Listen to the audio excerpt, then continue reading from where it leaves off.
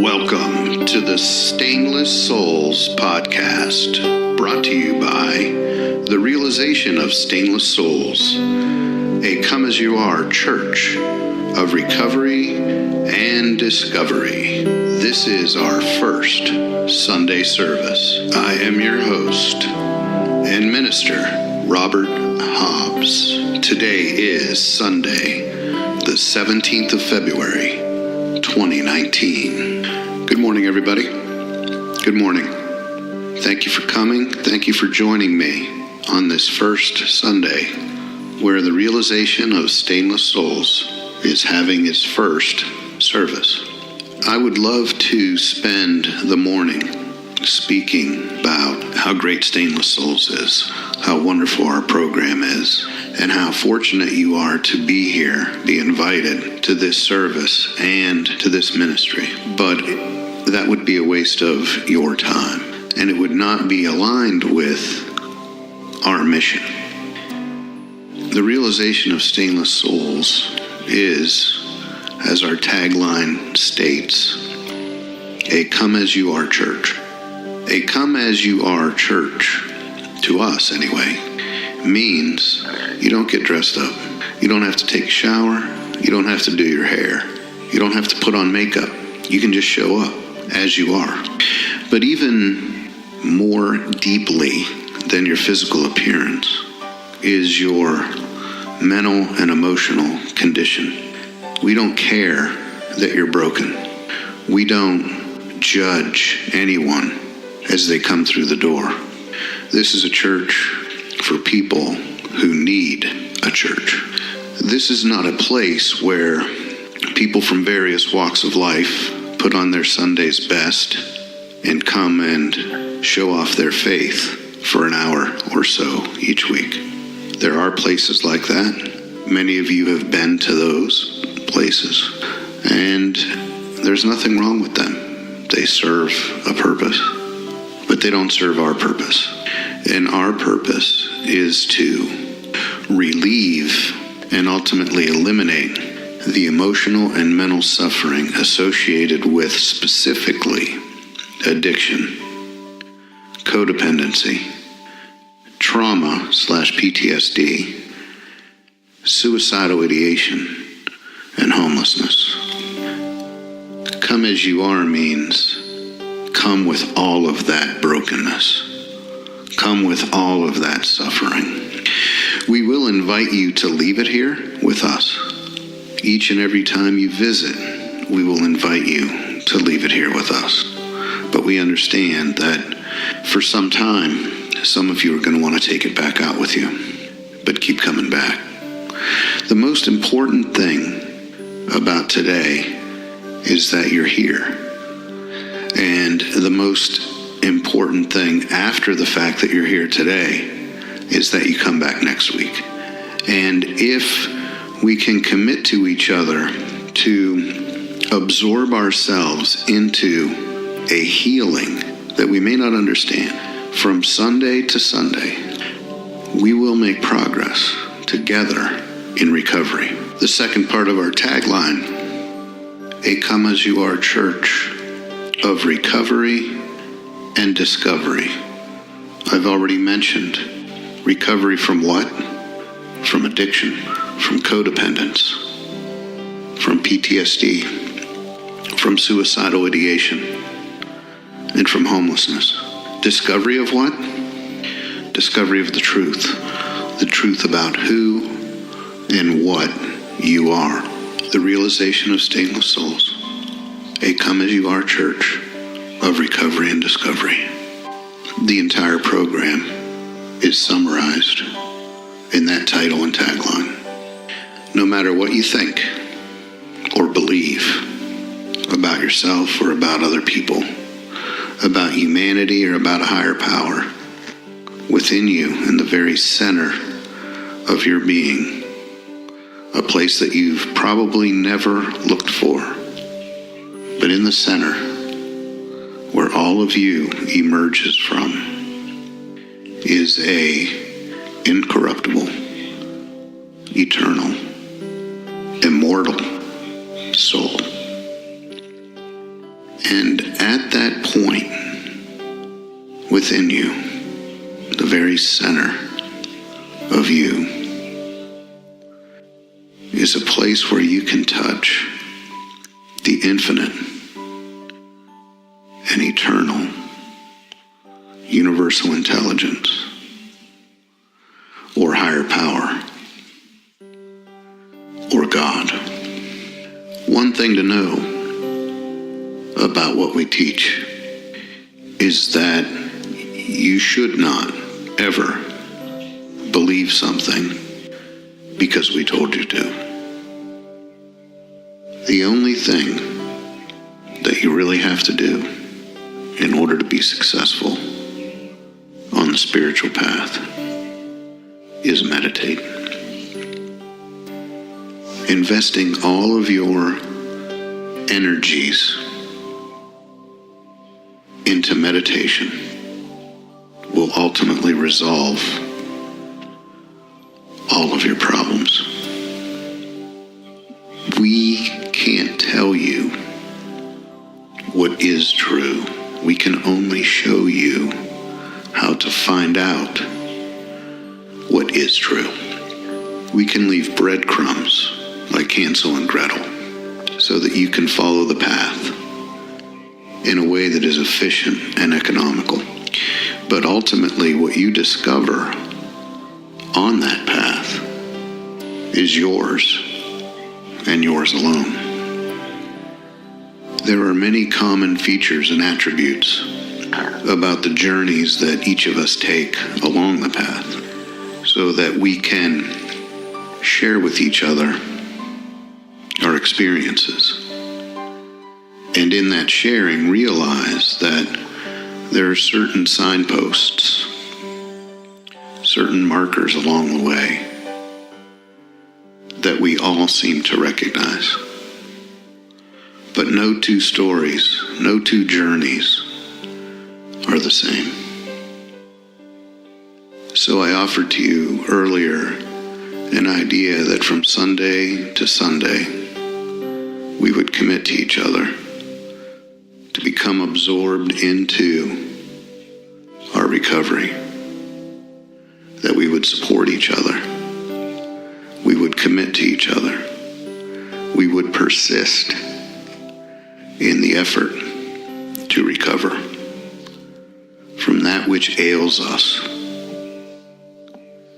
I once was interested in rock climbing. I was actually interested in mountain climbing, but I didn't get very far with rock climbing, so I never made it to the mountains. But embarking on a spiritual path to recovery is similar to climbing a mountain, a technical climb. And if you've ever watched mountain climbers or rock climbers, they will use their hands and their feet and their bodies to find nooks and crannies in the rock. And each nook and each cranny will be a handhold or a foothold that the climber grasps with a tremendous amount of energy as he scales the rock. And every once in a while, the climber will pound an anchor into the rock and tie his line off to that anchor. And then he will proceed to find handholds and footholds to move upward above that anchor point.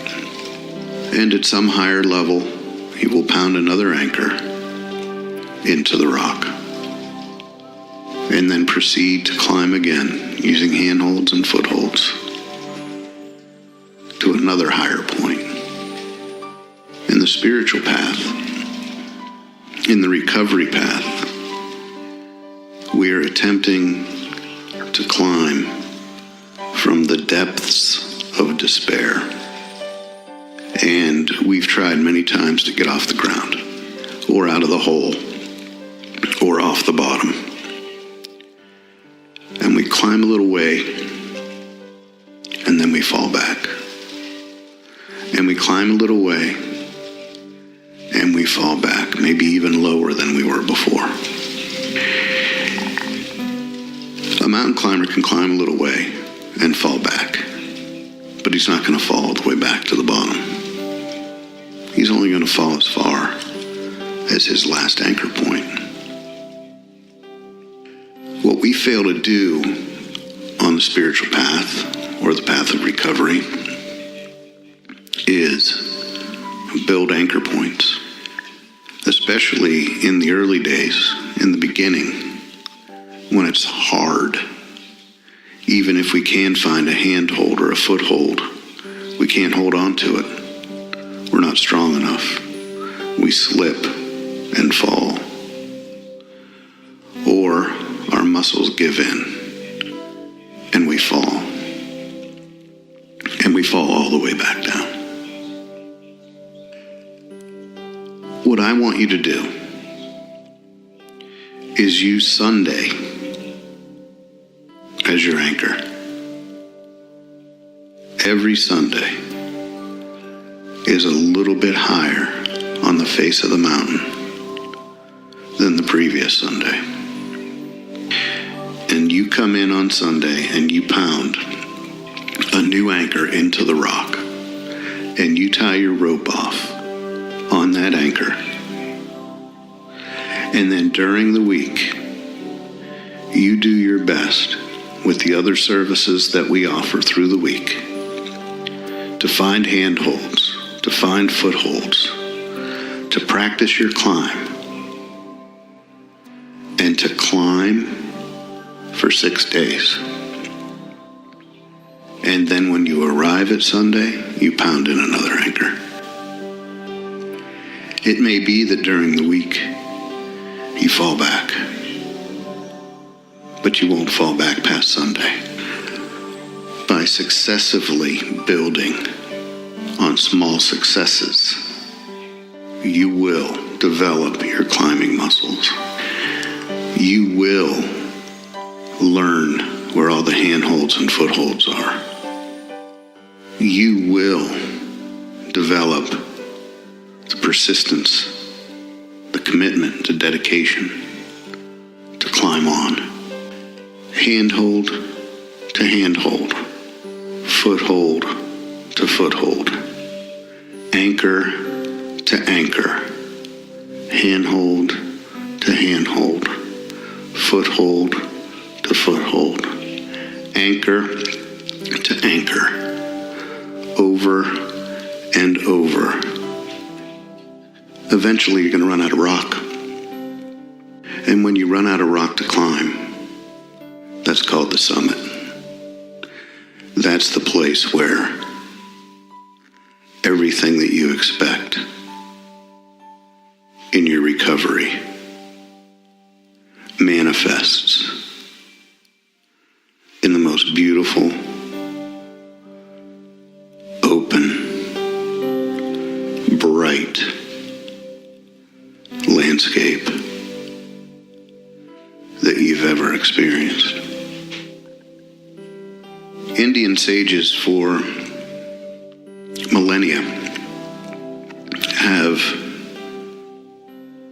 sought refuge in the Himalayas, or the Himalayas, as I was taught to say it, and you probably were too. The greatest saints, Buddhist and Hindu, have all trekked into the Himalayas, looking for a cave, looking for solace, looking for a place where they could spend every moment with God. In the 60s and 70s, Americans would take pilgrimages to India. They would travel into the Himalayas, seeking out saints and sages that could teach them how to find enlightenment, awakening, realization. One of the more famous ones was a Harvard psychologist by the name of Dr. Richard Alpert. He was a friend of Timothy Leary, and in the 60s he and Timothy were fired from Harvard for using university funds to buy LSD. Today Richard Alpert is known as Ram Dass, and if you've read any of his books, you know what a delight he is. If you haven't read any of his books, I strongly recommend you to look up Ram Dass. It's a remarkable story.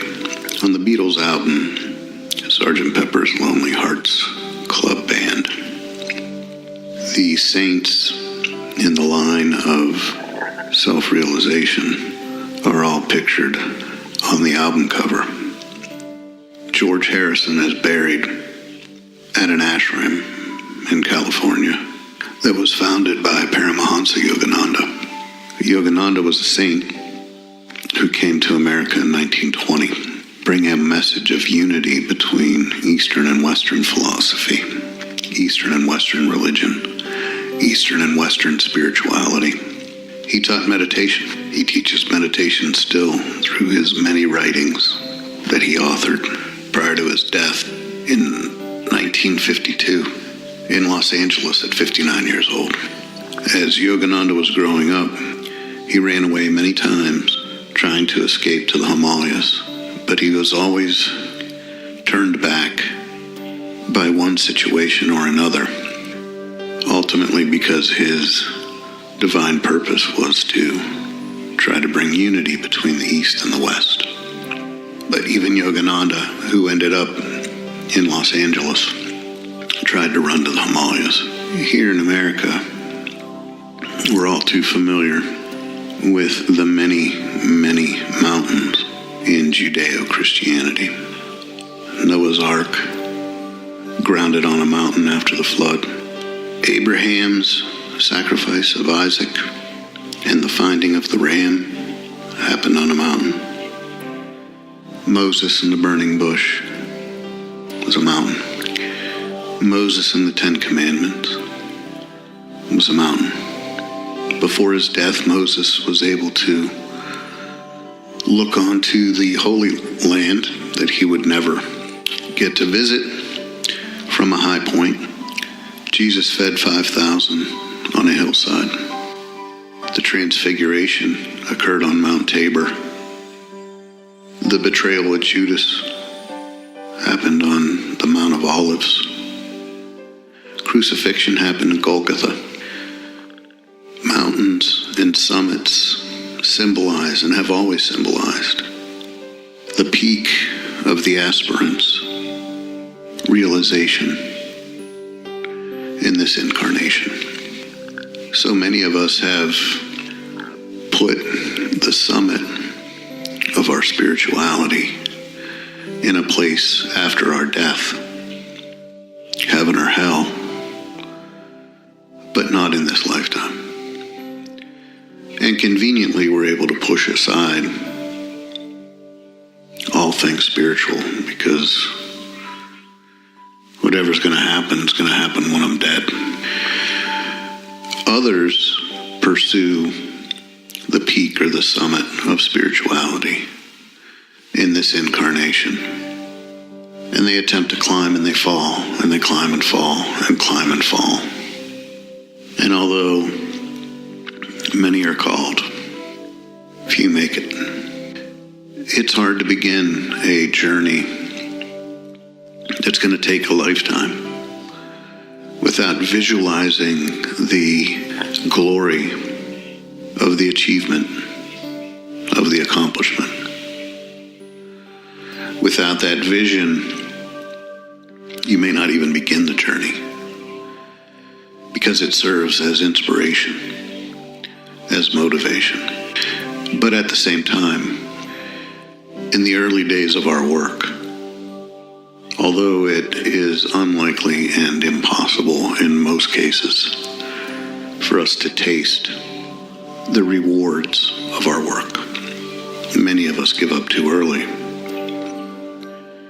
because it seems so far so high, so difficult. We all know that in order to eat an elephant, you got to do it a bite at a time.